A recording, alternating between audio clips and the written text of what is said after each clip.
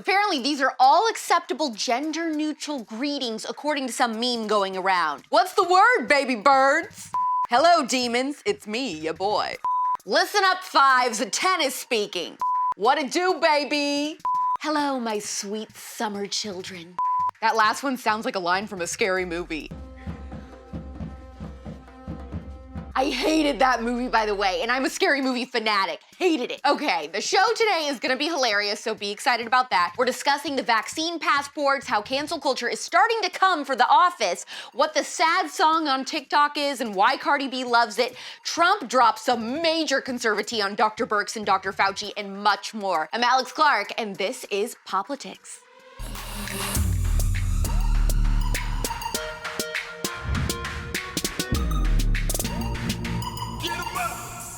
This COVID passport thing, it's unsettling, to say the least. I am not overstating this. I can't say it forcefully enough.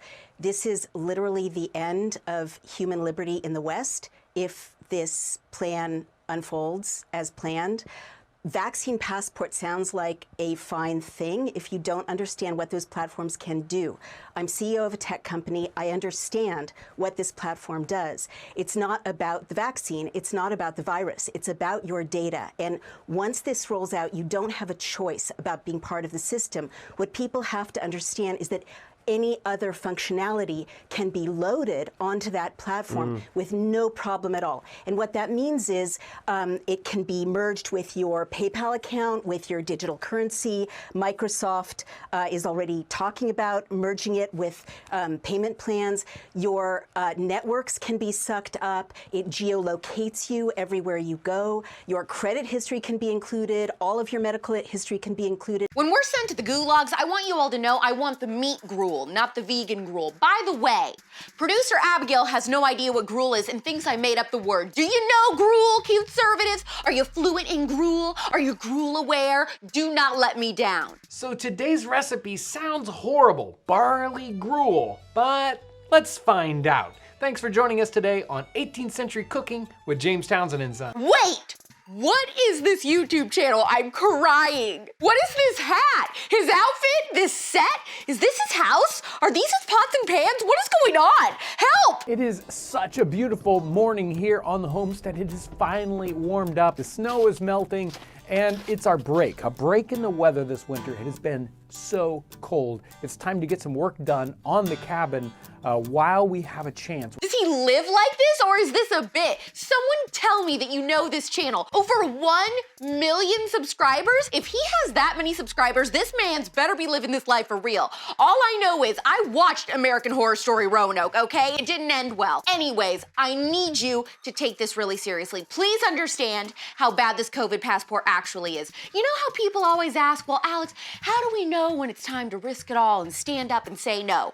Well, this is it. This is that time. This will be the ultimate spying system. Everything will be linked to it. Everything that I've been saying about citizens being prohibited from banking or going places or renting places to live, linked to our voter registration. This is that setup for that, okay? Call your local legislatures. Do not wait. You have to fight. By the way, you know who said hell no to COVID passports? Daddy Ron DeSantis, governor of Florida, leader of the Cinnamon Roll Gang. Who can protect us? I am in a full-blown panic right now because cancel culture is slowly starting to wrap its tentacle around The Office, and if anything happens to this show, I will burn Utica to the ground. Don't freak out. I forbid anybody to freak out. If you are a fan of the show like I am, and I mean, I would like to consider myself the biggest fan, but you know the Benihana episode. Michael, Dwight, Andy, and Jim go to Benihana for lunch before an office Christmas party that night, and they take 2 Asian waitresses back with them to the office as their dates. And one of the funniest jokes in the episode is that Michael marks one of their arms with a Sharpie so that he can tell them apart. I guess I didn't know her very well. I marked her arm. Well, one of those actresses from that scene is calling out The Office for how they portrayed Asian women in that episode and said she didn't like that the joke was that all Asian people look alike or one big monolith and we're just one big walking stereotype without any personality or individuality, which is problematic. How do you tell somebody that you care about deeply I told you so. We all knew this was coming, but what is so frustrating is that that's the point of the show. It's that Michael does racist or insensitive things, and that draws attention to how bad they are. I guess it just takes an advanced sense of humor to love this show and understand it. I have so many friends who are like, I don't think it's funny, and I'm like, you're just not smart enough to get The Office then. That's what it is. It is an advanced sense of humor. It's the greatest writing of all time. You have a lot to learn about this town, sweetie. People magazine say that they've reached out to Peacock for a comment, and I'm like, please don't. Please do not draw any attention to this show and make them feel like they have to censor anything, because if they censor this episode, the whole series is done. I mean, there is something offensive in every single episode of The Office if that's the case. I feel like now I'm gonna have to splurge and just buy a box set of the show now before it's just taken away from me forever. Yeah, I'm glad you called. Ryan is being a little bitch again. Come on, Michael. What's up, my brother? Cardi B tweeted that the only reason she stays on Twitter now is because she's obsessed with the sad song that's also viral on TikTok. You know which one I'm talking about, right? Waking up in the morning, thinking about so many things. But do you know where the song came from? Gia Giudice sang it on Real Housewives of New Jersey when she was 10 in 2011. She sang it at her sister's birthday party about her parents who were fighting with another couple, and it's so iconic and cringe and also just amazing. Waking up in the morning, thinking about so many things. I just wish things would get better. I'm trying to get rid of them, but nothing seems to stay the same. Woke up in the morning, doing my hair, makeup, getting my clothes on. Walking into school, thinking of what is going to happen next. Oh, worrying and worrying, it is just too much. Yeah. The faces of everyone else at the party is what gets me. So now, Gia is a lot older, and she loves that this song has gone viral. She thinks it's hilarious. And apparently, Cardi B loves it too. I mean, it's a bop. Look at her now. Waking up in the morning, thinking about so many things. It's not Wednesday without a little sports recap. Do the thing, win the points. Guess who called out Lil Nas X for his Satan shoes? NBA champ Nick Young. He said his kids will never listen to Old Town Road again. But then he apologized to Lil Nas X and claimed that he was hacked, and then he came back and said he was hacked in the name of Jesus. So basically, he got scared and then tried to backpedal. I don't know. I miss the days when people had backbones. We show a little backbone. I miss Trump on Twitter, but arguably, his full-blown press statements might be even better because there's no character limit. Come on, try getting it out. Try getting it out. I'll get it out. Trump called out Dr. Birx and Dr. Fauci in his latest statement. And little did we know it was like As the World Turns, Pandemic Edition with those three in the White House. Oh, yeah.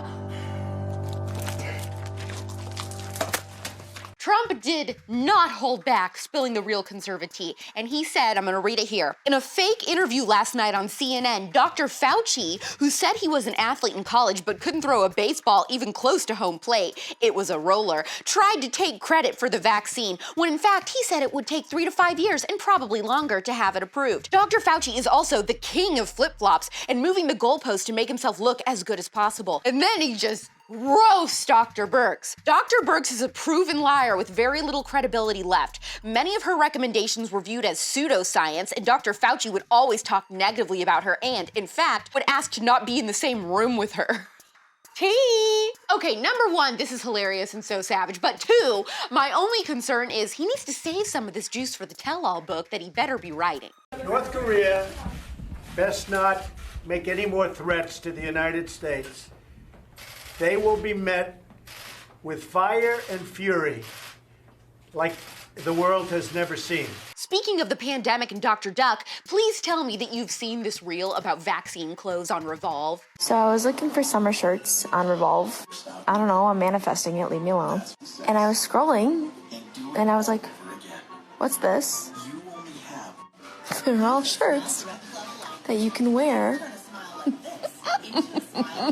to your vaccine appointments. You can go pick any of these. Or these.